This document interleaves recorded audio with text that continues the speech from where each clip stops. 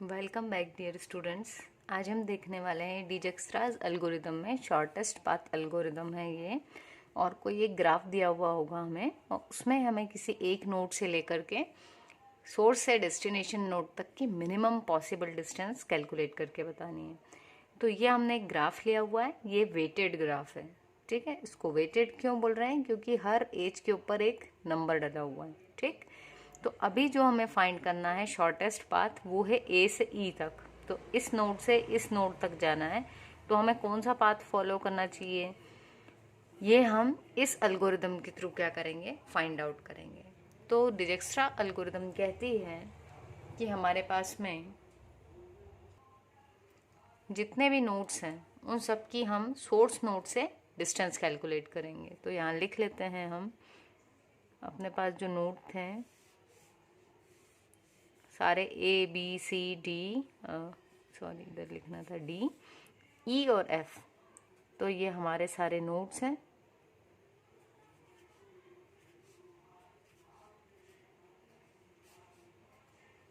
ठीक, तो ये नोट्स हमने लिख लिए यहाँ पर। अब हम लिखेंगे, अभी हम कहाँ से कैलकुलेट करने वाले हैं, ए से। ठीक, तो ए से ए तक की खुद की डिस्टेंस कितनी होगी, 0। बाकी की हम अभी हमने कैलकुलेट नहीं की है, तो फर्स्ट टाइम में हम लिख देते हैं इनफाइनाइट।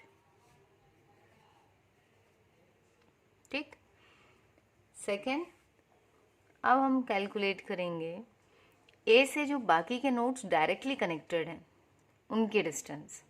तो ए से डायरेक्टली कौन कौन कनेक्टेड है, ए से बी कनेक्टेड है, तो हम बी की डिस्टेंस लिख लें, कितनी है, 2। ए से डी कनेक्टेड है, तो हम डी की डिस्टेंस भी लिख लेंगे, 2। और कौन कनेक्टेड है डायरेक्टली, एफ कनेक्टेड है, इसकी डिस्टेंस है 5। तो हमने ये लिख लिया।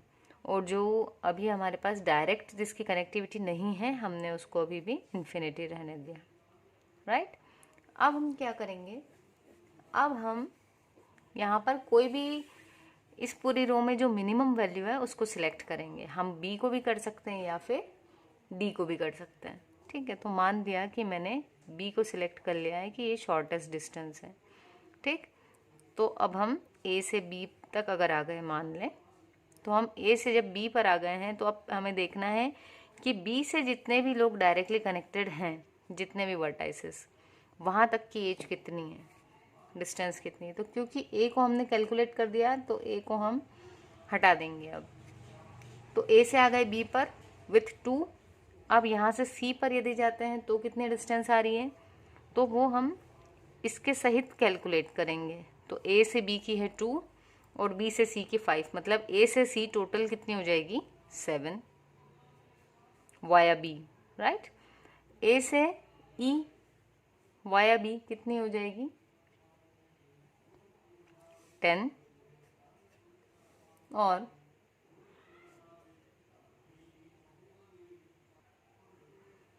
ए से डी की डायरेक्ट हमारे पास में वैल्यू क्या थी, ए से डी की डायरेक्ट है अपने पास में 2, वाया बी होते हुए अभी हमारे पास में नहीं है, तो हम इसी को मेंटेन करेंगे।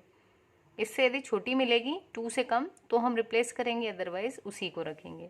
वैसे ही ए से एफ तक की जो डिस्टेंस थी वो थी 5, बी से होते हुए हम जा नहीं पा रहे हैं, तो हम उसको अभी भी 5 रहने देंगे।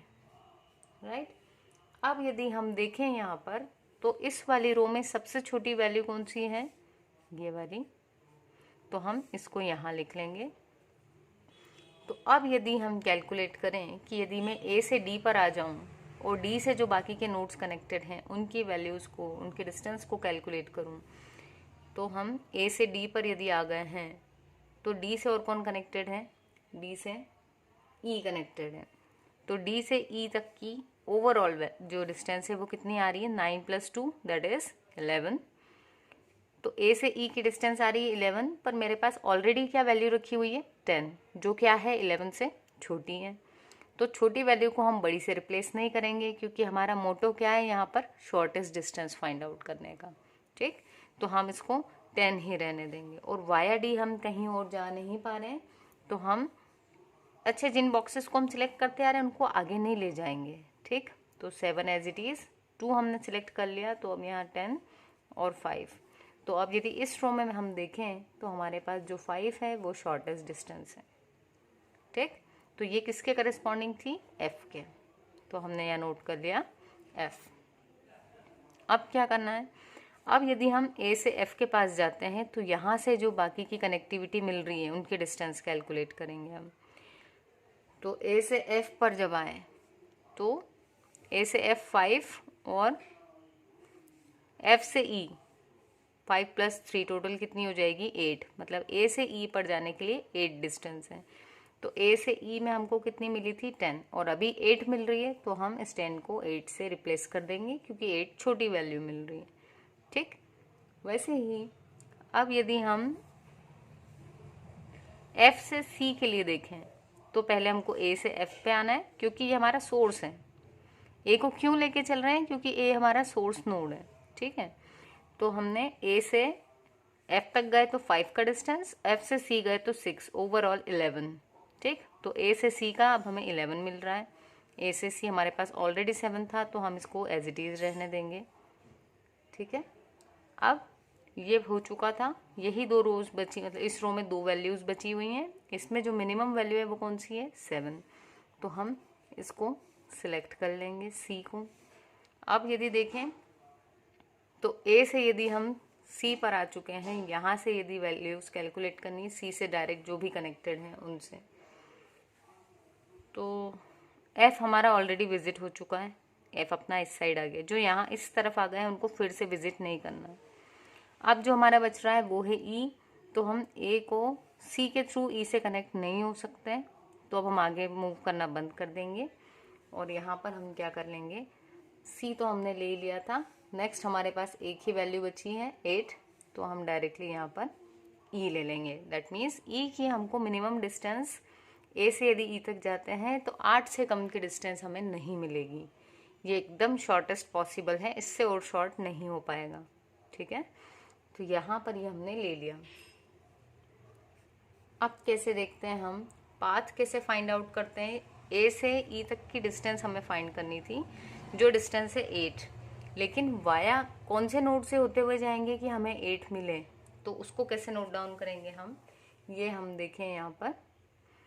तो सबसे पहले हम किसको नोट डाउन करेंगे, तो हम देखेंगे कि अपन ने जो वैल्यू ली थी ए की, मिनिमम पॉसिबल थी 8, तो हम सबसे पहले इसको नोट डाउन कर लेंगे ई को। ठीक, अब देखना ये है कि ये जो 8 था ये चेंज कहाँ पर हो रहा है। तो यहाँ तक तो 8 ही चला, ये चेंज कहाँ हुआ, इस वाली रो में। यहाँ ये 10 था, तो यहाँ पर हमने किसको सिलेक्ट किया था इस रो में, देखिए हमने यहाँ से एफ को सिलेक्ट किया था, तो जो नोड है हमारा वो हो जाएगा एफ। अब यदि इस एफ की वैल्यू को हम लेके बैक ट्रैकिंग करें तो एफ की वैल्यू लास्ट कब चेंज हुई थी, तो यहाँ तक तो 5 ही है, ये इस रो में चेंज हुई थी। तो इस रो में हमने किसको सिलेक्ट किया था, इस रो में हमने ए को सिलेक्ट किया था, तो हम ए को भी लिख लेंगे।